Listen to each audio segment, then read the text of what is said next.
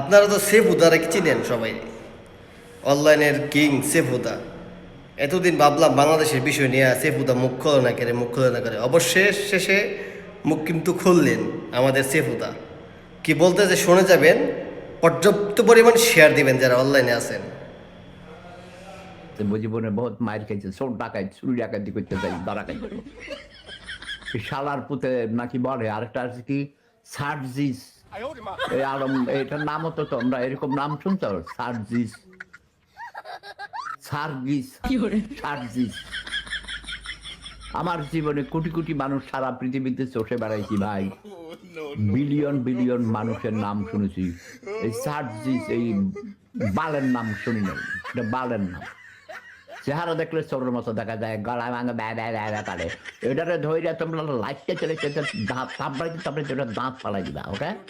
জঘন্য ক্রিমিনাল, মৃত্যু।